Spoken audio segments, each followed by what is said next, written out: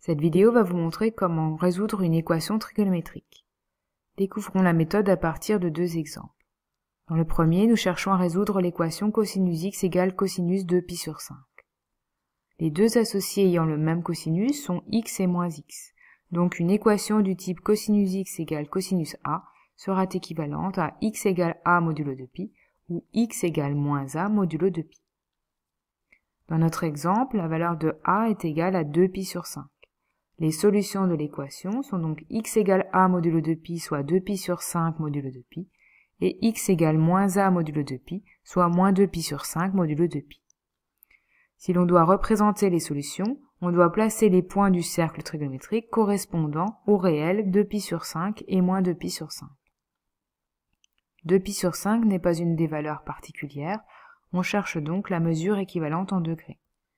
Nous savons que π radian est équivalent à 180 degrés, donc en faisant un produit en croix, 2π sur 5 fois 180 divisé par π, ce qui donne 2/5 fois 180, soit 72 degrés.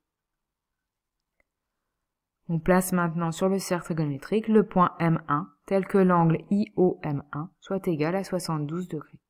Le point M2 est le symétrique de M1 par rapport à l'axe des abscisses OI. Nous cherchons maintenant à résoudre l'équation sinus x égale moins 1/2. L'équation n'est pas sous la forme sinus x égale sinus a. On va donc chercher à quel réel x correspond la valeur du sinus moins 1/2. Nous savons que sinus de π sur 6 est égal à 1/2. Donc on obtient l'équation sinus x égale moins sinus π sur 6. Parmi les associés, x et moins x ont des sinus opposés. On obtient donc que moins sinus π sur 6 est égal à sinus de moins π sur 6. L'équation est maintenant sous la forme attendue, sinus x égale sinus a. Les deux associés ayant le même sinus sont x et π moins x. Donc, une équation du type sinus x égale sinus a sera équivalente à x égale a modulo de π ou x égale π moins a modulo de π. Ici, a est égal à moins π sur 6.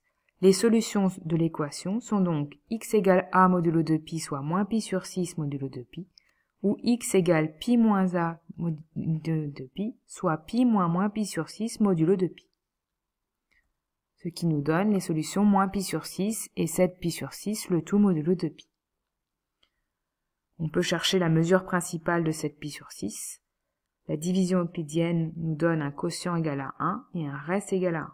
Le quotient étant impair, on obtient pour mesure principale 1/6 moins 1 fois π, soit moins 5π sur 6. Il reste maintenant à représenter les solutions. Le sinus est l'ordonnée des points du cercle trigonométrique. On repère donc moins 0,5 sur l'axe des ordonnées pour placer les points M1 et M2 correspondant au réel moins π sur 6 et moins 5π sur 6.